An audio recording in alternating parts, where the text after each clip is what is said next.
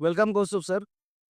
तर तुमचा इक्विजनचा स्टॉल आहे. तुमचा महासिपेट एक्स्पा हा इथला कोल्हापूरचा टायर सिटी 3 सिटीचा पहिला अनुभव आहे. तुम्ही तुमच्या प्रॉडक्टबद्दल काय सांगाल आणि या महासिपेट एक्स्पोबद्दल तुम्ही काय सांगाल? की तुम्हाला ह्याचा तुमच्या बिझनेस दृष्टिकोनातून कसा फायदा होऊ शकतो? हे तुम्ही कसं एक्सप्लेन करा? आता काही लोकांपर्यंत आपण डायरेक्ट पोहोचू शकत नव्हतो. ते इव्हेंटमुळं ऑलमोस्ट 1000 प्लसच्या वर लोकं आले होते. त्यामुळे आपल्याला डायरेक्ट रीच झालेलं आहे. त्यामध्ये आपले काही प्रोडक्ट जे आहेत, जे इंडिव्हिज्युअल आपण जाऊ शकत नव्हतो, ते सगळ्यांना एकत्र इथं बघायला मिळाले.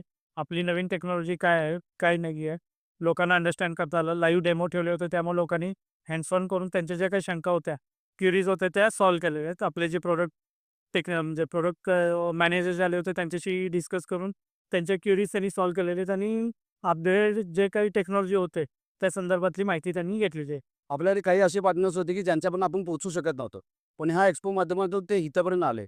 त्यांच्याशी तुमचं इंटरॅक्शन कसं होतं? की तुम्हाला तिथून काय फीडबॅक मिळाला? की कसं होतं की प्रॉडक्ट्स एक्सप्लेनेशन किंवा त्या लोकांना आपली प्रॉडक्ट समजावून सांगणे, ह्याच्याबद्दल तुमचा काय अनुभव होता? बरेच म्हणजे काही लोकं होती, की ज्यांच्याशी आपण डायरेक्ट रीच होत नव्हतो किंवा भलेही आपण इथं काम करत असताना सगळ्यांपर्यंत पोहोचू शकत नव्हतो. ते आज एका छताखाली सगळेच त्यांना सर्व्हिसेस बघायला मिळाले.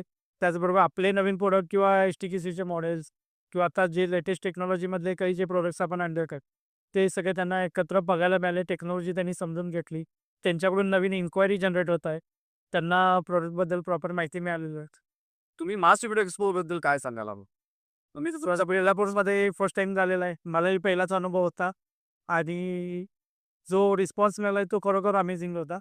आपण जे एक्स्पेक्ट केलं होतं त्यापेक्षा जास्त म्हणजे खरोखर चांगलं हे झालेलं आहे. तुम्ही मास एक्स्पोला केलेला सपोर्टमुळे थँक यू.